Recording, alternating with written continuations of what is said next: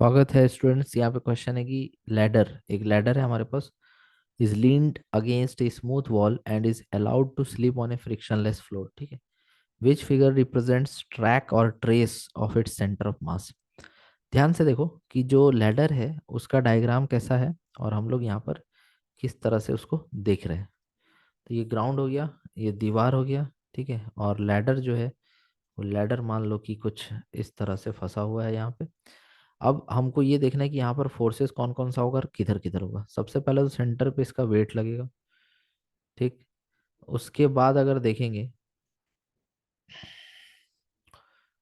सबसे पहले तो सेंटर पे इसका एक वेट लगेगा। यहाँ पर एक perpendicular to the surface normal force, यहाँ पर एक perpendicular to the surface normal force. Friction यहाँ पे होगा नहीं क्योंकि स्मूथ वॉल बोला गया है।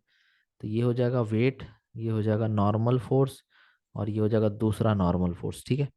तो जो नेट फोर्स होगा यहाँ पर वो कुछ सेंटर ऑफ मास जो यहाँ पर है, तो सेंटर ऑफ मास पे नेट फोर्स हो जाएगा आपका। एक तो भाई इस लैडर पे नेट फोर्स देखो कि एक mg नीचे है और n1 क्या है, ऊपर है। ठीक है। mg नीचे है, n1 ऊपर है, और ये n2 इस तरफ है। दैट मीन्स कि नेट फोर्स का डायग्राम कुछ ऐसा होगा कि mg माइनस n1 नीचे ऑपोजिट डायरेक्शन और n2 इधर। तो बेसिकली मेरे को नेट फोर्स कुछ ऐसे दिखाई देगा, रिजल्टेंट फोर्स कुछ सेंटर ऑफ मास पे इस तरह से दिखाई देगा।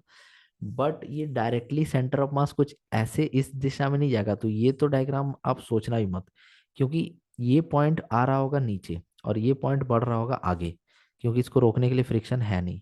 तो इसके नीचे आने से और इसके आगे जाने से सेंटर ऑफ मास नीचे तो आएगा ही साथ आगे भी जाएगा।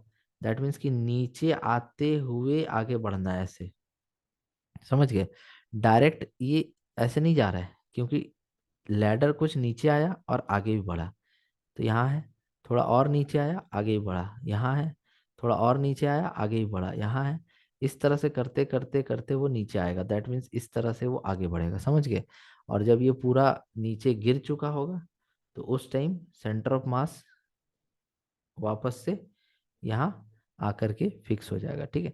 तो ये सेंटर ऑफ मास एक्चुअल में धीरे धीरे आगे भी बढ़ रहा है, और साथ ही साथ ये पॉइंट एंड पॉइंट तो आपका यहाँ पर है। कुछ देर में जब पूरा जो लैडर है वो पूरा अगर नीचे आ जाता है, सपोज करो, ठीक है, तो कुछ ऐसा दिखेगा मेरे को। लैडर ऐसे दिखेगा, है ना। लैडर ऐसे दिखेगा क्योंकि एक एंड पहुंच चुका होगा कहाँ पे, एक एंड पहुंच चुका होगा आपका यहाँ पर, और दूसरा जो ऊपर वाला एंड है यहाँ। तो सेंटर ऑफ मास यहाँ से कहाँ आ चुका होगा, यहाँ आ चुका होगा। तो ये ऐसे नहीं आएगा।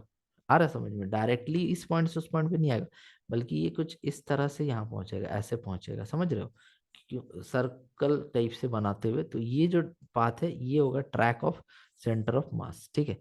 तो ये होगा नहीं और ये होगा नहीं, आपको कंफ्यूजन होगा ए में और, सॉरी, तो आपको कंफ्यूजन होगा किसमें, ए में और डी में। तो डी नहीं होगा क्योंकि ये दिखा रहा है कि डायरेक्ट ऐसे पहुंच रहा है, डायरेक्ट। तो सेंटर ऑफ मास इसके अलोंग फॉल, इसके इसके डायरेक्शन में थोड़ी मूव कर रहा है। सेंटर ऑफ मास नीचे जाते हुए आगे बढ़ रहा है। तो ये एक तरह का, इस तरह का कर्व टाइप का पाथ होगा, जो कि ऑप्शन नंबर ए से मेरे को देखने को मिल रहा है। तो एक तरह का रोटेशन टाइप का फील आएगा सेंटर ऑफ मास को, क्योंकि इसके आगे जाने से इसके नीचे जाने से ये आपको फील हो रहा है कुछ ऐसे, ये रोटेशन टाइप का फील होगा सेंटर ऑफ मास को भी। समझ रहे हो। इस वजह से इसका पाथ जो होगा कर्व होगा। तो आई होप आप ये समझ पाएंगे। Thank you.